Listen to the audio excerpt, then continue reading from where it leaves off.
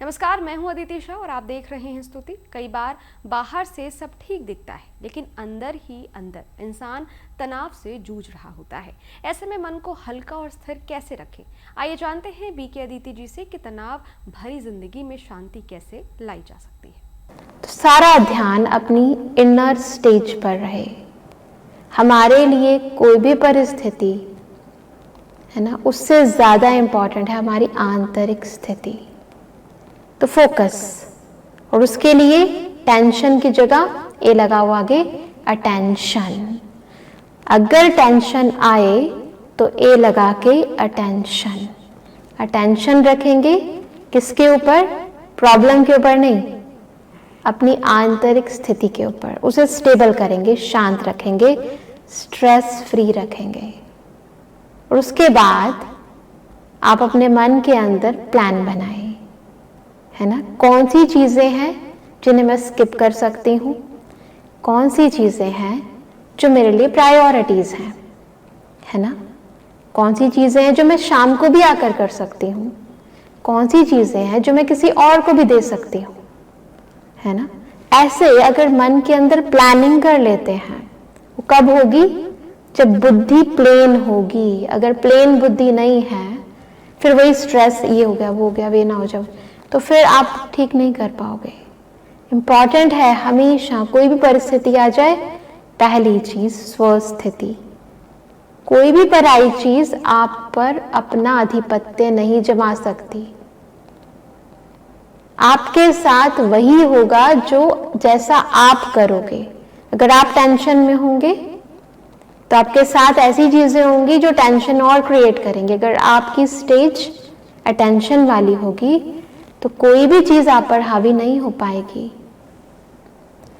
तो कुछ भी हो जाए, पहले माइंड को शांत रखें। और मैं जो बता रही हूं आपको, ऐसा नहीं है कि ये सब थियोरेटिकल है। हमने खुद अपनी लाइफ में ये सब कुछ किया है, इसीलिए बता रही हूँ, क्योंकि होता है, सबकी जिंदगी में होता है। परंतु आप उन सिचुएशन को डील कैसे करते हो वो वैरी करता है। अगर आप उनको स्ट्रेस में लाकर डील करने की आदत बन जाती है ना, तो आप देखो आपको बुढ़ापा बहुत जल्दी आ जाएगा। क्यों? एनर्जी कितनी लॉस होगी, लॉस लॉस लॉस। नेगेटिव तरीके से यूज कर रहे हो ना आप एनर्जी को, वेस्ट थॉट्स क्रिएट कर रहे हो, इधर उधर की बातें, ये सब क्या करती है? हमारी एनर्जी को लॉस कर देती है। तो एनर्जी है आपके पास, उसको ढंग से यूटिलाइज करना, है ना। उसकी परिस्थिति के प्रेशर में नहीं आना, उसको राइट तरीके से टैकल करना, ये आना चाहिए। तो तरीका बदलेंगे हम, सिचुएशन तो वही रहेगी पर तरीका बदलेंगे, विधि बदलेंगे। तो क्या विधि अपनाएंगे? चीजों को प्लेन बुद्धि रहकर, अटेंशन रखकर, उसको सिस्टमैटिक तरीके से हम बांटेंगे। और आप देखोगे अगर स्ट्रेस फ्री होकर आप वही काम करोगे तो अटेंशन ज्यादा अच्छी तरह करोगे, डाइवर्ट नहीं करोगे माइंड को, फोकस ज्यादा अच्छी तरह कर पाओगे। और वही काम जो 1 घंटा लेता था वो आधे घंटे में कंप्लीट हो जाएगा, है ना। ये हमारा अपना लाइफ का एक्सपीरियंस कहता है ना। एक तो है कि आप डाइवर्टेड माइंड से कर रहे हो, ये भी करना, वो भी करना, वो ना हो जाए, वो ना हो जाए, और फिर साथ साथ खाना भी बना रहे हो। आप देखोगे कुछ ना कुछ गड़बड़ जरूर करोगे, फिर कहोगे टेंशन थी ना इसलिए ऐसा हो गया। कुछ नहीं है, अटेंशन रखो, खाना भी सही बनेगा, काम भी सही होगा, और हर चीज अपने समय प्रमाण सही हो जाएगी। टेंशन रखने से कुछ फर्क नहीं पड़ेगा, उल्टा नुकसान हो जाएगा। ये जीवन का अनुभव आपका भी तो कहता है। अगर हम कोई विधि अपनाते हैं और उस विधि के अंदर हम बार बार फेल होते जा रहे हैं, उस हमें कोई प्रॉफिट नहीं हो रहा है, तो क्या हम उसी विधि पर चलेंगे या फिर कोई दूसरी विधि अपनाएंगे? दूसरी विधि अपनाएंगे ना। तो एक बार इसको भी अपना कर देखो, ट्राई करके देखो। कितने भी लेट हो जाओ, अगर आप इस तरीके से करके देखोगे, टेंशन नहीं होगी, है ना। भाग रही है दुनिया, ये भी करना है, वो भी करना है, वो भी करना है, वो भी करना है, और जल्दबाजी में किया हुआ काम तो हमेशा गड़बड़ करता है। जल्दी जल्दी में बहुत कुछ भूल जाता है इंसान। है ना। ये जल्दबाजी के कारण इंसान केयरलेस हो जाता है ना। इसके कारण ही तो एक्सीडेंट्स होते हैं। फिर वही चीज जिसके लिए आप जा रहे हो, वही ऑफिस जिसके लिए आप जा रहे हो, वो अगले दिन या उससे अगले दिन पहुंचोगे। तो जल्दबाजी टेंशन में आकर जो हो जाती है ना, वो नुकसान कराती है इंसान का। तो इसीलिए अटेंशन की आदत डालो, प्रायोरिटी बेसिस पर काम करें, है ना। व्हाट, व्हेन, हाउ, क्या, क्यों के प्रश्नों से दूर रहें, है ना। उसकी जगह क्या लगाएं? फुल स्टॉप लगाएं, है ना। और टेंशन का जो मूल कारण है वो पता है क्या है ना। अगर मूल पर चले जाएं तो मूल कारण क्या है? मूल कारण है बॉडी कॉन्शियस। हर इंसान कभी टाइम कॉन्शियस होके काम करते हो, कभी वर्क कॉन्शियस होके काम करते हो, कभी बच्चे कॉन्शियस होके काम करते हो, कभी पति कॉन्शियस होकर काम करते हो, कभी भी सोल कॉन्शियस होकर काम नहीं करते हो, जो स्थिति की बात कर रहे हैं, है ना। जब हम सोल कॉन्शियस होकर काम नहीं करते, हमेशा दूसरों चीजों की कॉन्शियसनेस में काम करते हो, तो दूसरी चीजें हमेशा हमेशा आपको प्रभावित करती रहेंगी। तो जो हमने कहा कि अपने पर ध्यान दो, तो वो अपना क्या है? अपने मूल नेचर पर ध्यान दो। टेंशन कब बढ़ता है? जब आप अपने मूल नेचर पर ध्यान नहीं देते, दूसरे के प्रभाव में आ जाते हो। आत्मा का नेचर क्या है?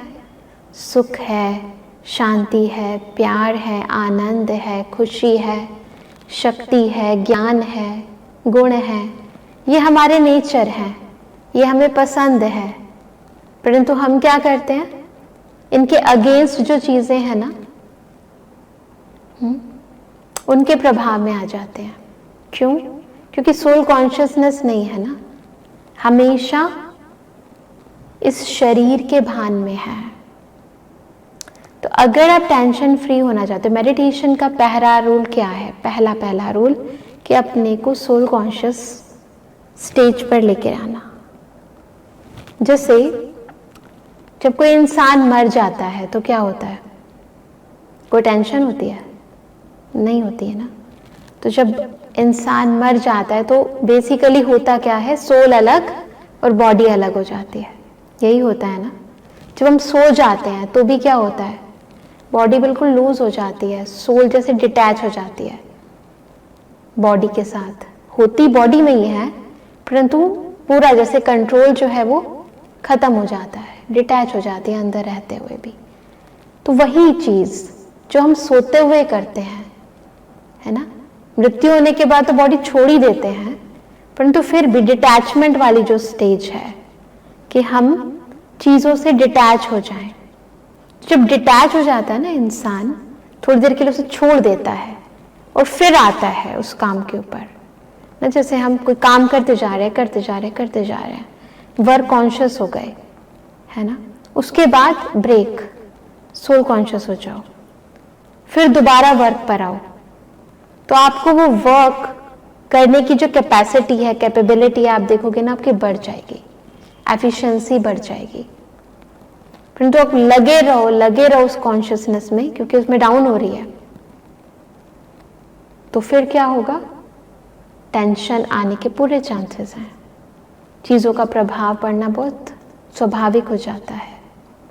तो सबसे जरूरी सोल कॉन्शियस स्टेज, यानी मैं आत्मा हूं, सुख स्वरूप हूं, शांत स्वरूप हूं, प्रेम स्वरूप हूं, इसकी अनुभूति को बढ़ाओ। और दूसरी जो टेंशन होने का मूल कारण है, मेरापन। जो टेंशन क्यों होती है? मेरे बच्चे हैं ना, मेरा पति है ना, मेरा काम है ना, मुझे ही तो करना है ना, इसलिए टेंशन है। इसलिए टेंशन नहीं कि काम ऐसा है, मेरा है इसलिए टेंशन है। उस मेरेपन के कारण, इस अटैचमेंट के कारण टेंशन है सारा। तो तो बेसिकली ये जो मेरापन है ना, ये टेंशन लेकर आ रहा है। आपने क्या किया है, अपनी जान जो है ना बहुत सारे कबूतरों में डाल रखी है।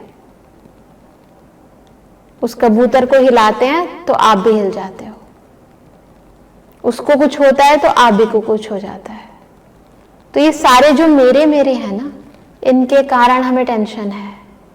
तो अगर टेंशन से मुक्त होना चाहते हो, मुक्ति, पूरी मुक्ति, तो इस मैं और मेरेपन को चेंज करना पड़ेगा। मैं ये बॉडी नहीं हूं। मैं कौन हूं? मैं आत्मा हूं, शांत स्वरूप हूं, सुख स्वरूप हूं, आनंद स्वरूप हूं, प्रेम स्वरूप हूं। इस कॉन्शियसनेस को बढ़ाना पड़ेगा। हर वो चीज जो मेरे अगेंस्ट है ना, वो मेरा नेचर नहीं है, वो उसका नेचर है। हो सकता है वो भी क्यों है? क्योंकि शायद वो भूल गया है कि उसका ओरिजिनल नेचर क्या है। वो भूल गया है और अपने कर्मों से मुझे भी भुलाने की कोशिश कर रहा है, पर मैं नहीं भूलूंगी। उल्टा क्या होना चाहिए? उल्टा क्या होना चाहिए? जो मेरी याद है ना कि मैं शांत स्वरूप हूं, मेरी शांत स्वरूप स्थिति से वो भी शांति में आ जाना चाहिए। हो सकता है, हो सकता है ना, बिल्कुल हो सकता है। महात्मा बुद्ध की एक बहुत ही अच्छी कहानी मुझे याद आती है कि एक बारी महात्मा बुद्ध जी कहीं पर बैठे थे, बहुत अच्छा सत्संग चल रहा था, है ना। बीच में एक आदमी आता है और वो महात्मा बुद्ध जी को बहुत सारी गालियां देना शुरू कर देता है, उनकी बुराइयां करता है, करता जाता है, करता जाता है, करता जाता है, परंतु महात्मा बुद्ध तो महात्मा बुद्ध थे। उन पर तो उनकी किसी बात का कोई असर नहीं हुआ। सब लोग देखकर हैरान कि एक व्यक्ति बोलता जा रहा है इतना गलत, गालियां दे रहा है, उनके बारे में न जाने क्या क्या बोल दिया, परंतु यहां से तो कुछ आ ही नहीं रहा है। बहुत बोलने के बाद वो इंसान थक गया, हाथ जोड़ा और पूछा कि महात्मा जी मुझे बताओ, आपको कोई बात का असर नहीं हुआ या क्या हुआ? आपने तो कुछ बोला ही नहीं। तो महात्मा बुद्ध जी मुस्कुराए। उन्होंने कहा कि अच्छा एक बात बताओ, अगर, है ना, अगर मैं आपको कोई गिफ्ट दूं, है ना, और आप वो गिफ्ट लो ही नहीं, तो वो गिफ्ट किसके पास रहेगी? जायज़ सी बात है ना, वो फिर मेरे पास ही रहेगी ना, उस पर और किसी का अधिकार तो नहीं होगा ना। तो तुमने मुझे गाली दी, जो भी अपशब्द बोले वो मैंने स्वीकार किए ही नहीं, तो वो किसके पास रहे? आपके पास ही रहे ना। फिर तो दूसरों की परिस्थिति, वो भी परिस्थिति वश है, सिचुएशन के वश है। पसंद उनको भी गुस्सा नहीं है, पसंद उनको भी ईर्ष्या, द्वेष, नफरत नहीं है, वो भी नहीं चाहते हैं, परंतु मैं भी ऐसे करूं, इसका मतलब मेरे अंदर भी उन चीज़ों की कमी हुई ना, मैं भी अंदर से कमज़ोर हुई ना, तो मेरी कमज़ोरी बताएगा ना ये। इसका मतलब मैंने स्वीकार कर लिया ना, किसी का देना तो मेरे हाथ में नहीं है, परंतु मैं लूं या ना लूं ये तो मेरे हाथ में है ना। तो अपनी चॉइस जो है ना उसको बरकरार रखें। अगर जैसे आपको कोई स्थूल चीज़ गलत खिलाए, है ना, आपको कहे कि ये ले लो, खा लो, और आपको पता है कि ये ठीक नहीं है, हाइजेनिक नहीं है, तो आप खाओगे? नहीं खाओगे ना। तो वहाँ तो चूजी हो, ये कपड़ा मुझे सूट नहीं करता, है ना, तो वहाँ तो चूजी हो, पर तो यहाँ क्यों नहीं चूजी हो कि ये जो बात कही है ये मुझे सूट नहीं करती, मुझे पसंद नहीं है, मैं उसको लूँगा ही नहीं। उसको तो लेते भी हो और फिर उसको अंदर ही अंदर मनन भी करते हो और मंथन भी करते हो और फिर उसके बारे में सोचते भी हो और फिर उसको बांटते भी हो। वो कौन सी चीज जो आपको पसंद नहीं है, उसको आपने ले भी लिया और बांटा भी, बढ़ाया भी, तो ये कोई समझदारी हुई क्या? आप ही सोचो, ये टेंशन कौन बढ़ा रहा है? वो व्यक्ति नहीं बढ़ा रहा है, उसके हाथ में तो कुछ नहीं है ना। दो हाथ से ताली बजती है, एक हाथ से नहीं बजती है। कुछ भी मेरी जिंदगी में हो रहा है उसका मूल कारण मैं खुद हूं। कोई और बन ही नहीं सकता, क्योंकि इस दुनिया का रूल है कि जो मैं करूंगा वो मैं भरूंगा, जो वो करेगा वो तो मैं भर ही नहीं सकता ना। जो उसने किया मैंने स्वीकार किया, तो ये मेरा स्टेप हुआ ना दूसरा। तो ये जो मैंने स्टेप लिया, अंदर स्वीकार किया और फिर उसको मैंने मल्टीप्लाई किया, फिर मैंने उसको बांटा, ये जो मैंने कर्म किया ना, गलत कर्म किया, इसका मैं भोगता हूं। ये टेंशन का कारण है। टेंशन का कारण वो नहीं है। तो अभी क्या करना है? लेना है? खराब चीजें लेनी है? नहीं लेनी है। परिस्थितियां आएंगी, सिचुएशन आएंगी, परंतु सिचुएशन कुछ भी आए, मुझे क्या करना है? अपनी स्थिति को ऊंचा करना है, अपनी पावर को बढ़ाना है ना? अपनी पावर को बढ़ाना है। उन चीजों को स्वीकार नहीं करना है, बातों को स्वीकार नहीं करना है। इनर पावर को बढ़ाने का जितना प्रयास करोगे, उतना कितनी भी और कैसी भी परिस्थितियां आ जाएं, आप उनका सामना भी करोगे और उन पर जीत भी पाओगे। तो ये टेंशन कहने की आदत है, इसको बखान करने की आदत है, ये जो मल्टीप्लाई करने की आदत है, इन आदतों को सुधारने के लिए कुछ अच्छी आदतें तो डालनी पड़ेंगी। और जितना उनको अपनी लाइफ में अपनाएंगे उतना टेंशन तो कभी आएगी नहीं। उल्टा आप दूसरों की टेंशन को भगा दोगे अपनी स्थिति से। कर सकते हैं, सब कर सकते हैं, ऐसा नहीं है। भगवान ने ना सबको ये कैपेबिलिटी दे रखी है कि आप सभी ये सब कुछ कर सकते हैं। पहली चीज, हाँ हम कर सकते हैं, ये सकारात्मक एटीट्यूड होना चाहिए। फिर दूसरी चीज, अपने पर अटेंशन रखने के लिए अपनी क्वालिटीज को बार बार स्मृति में लेकर आना। तीसरी चीज है ना, क्वालिटीज को स्मृति में लाने के लिए अटेंशन देना पड़ेगा। तीसरी चीज, परमात्मा के साथ अपने आप को कनेक्ट करके अपनी एनर्जी को एम्पावर करते जाना है ना। और जब आपकी स्थिति ऊंची हो जाएगी तो बाकी चीजें आपको छोटी नजर आएंगी। प्लेन में जाते हैं तो नीचे की चीजें छोटी हो जाती है ना, जितना नीचे आते जाते हैं वो चीजें बड़ी होती जाती हैं।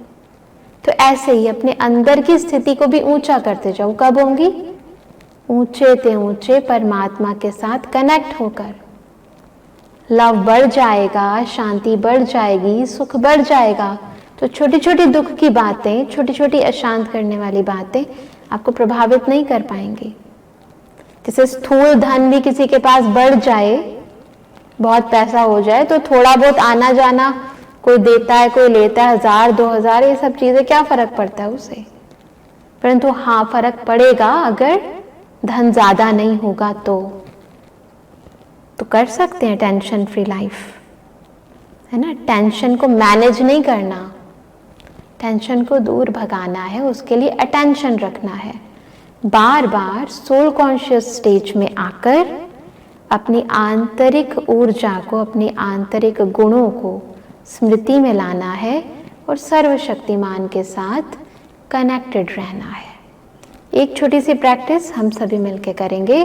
क्या करेंगे? सब बातों से डिटैच होने का। ये प्रयास आप जितनी बार करोगे आपको लगेगा सच में लाइफ के अंदर सब चीज़ें ईजी हैं। तो चले थोड़ी देर के लिए डिटैचमेंट का अभ्यास करते हैं। सब परेशानियों को पीछे छोड़ दें, एकदम डिटैच।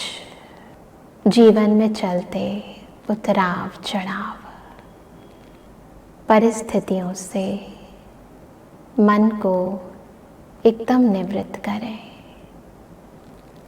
ये सब कुछ बाहर है, बाहर की दुनिया अलग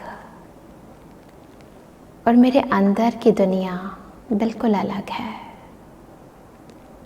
ये बाहर की चीजें मेरे अंदर कोई प्रभाव नहीं डाल सकती। महसूस करें